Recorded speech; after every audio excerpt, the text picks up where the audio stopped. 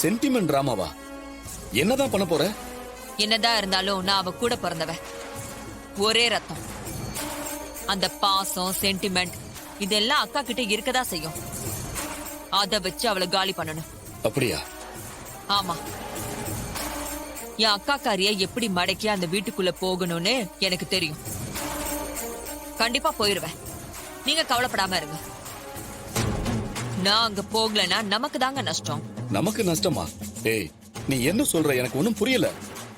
ஆமாங்க, நான் அங்க இல்லனா அந்த டிரைவர் கொஞ்சம் கொஞ்சமா என் அக்கா மனச மாத்தி 2 குடும்பத்தையும் ஒண்ணு சேர வச்சாலும் வச்சிருவான்.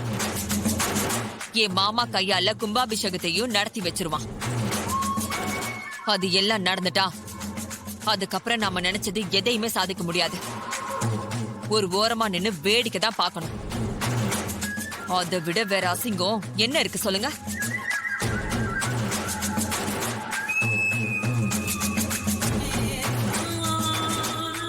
நீ சொல்றதும் பாயிண்ட் தான் சந்திரா.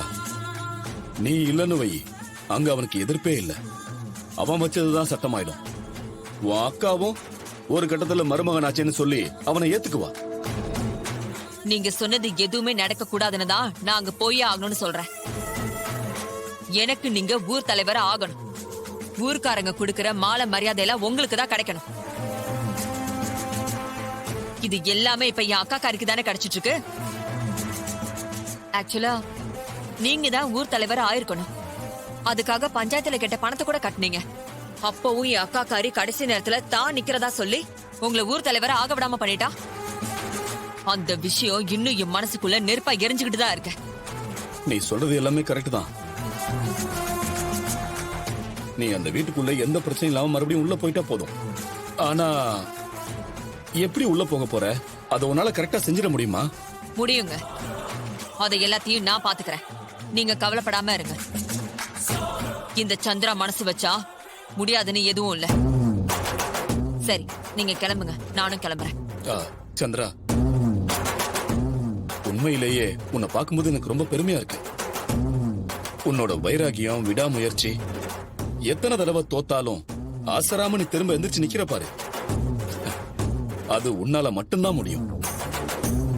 அது மட்டும் இல்ல, என் மேல உனக்கு இருக்கிற பிரியம், லவ், இதெல்லாம் நினைக்கும் போது மனசு பூரிச்சு போகுது. இதுல என்னங்க இருக்கு? உங்களை விட்டு கொடுத்து என்னால வாழ முடியாது. ஜெயிச்சாலும் தோத்தாலும் அது நம்ம 2 பேருக்குமா தான் இருக்கணும். உண்மைதான். நீ ட்ரை பண்ணு, ஆனா பார்த்து ஜாக்கிரதையா நடந்துக்கும். ஒரு வேளை உன்னால அந்த வீட்டுக்குள்ள போக முடியாத சூழ்நிலை வந்ததுன்னு வையி, எதையுமே யோசிக்காத நேரா நம்ம வீட்டுக்கு வந்துரு.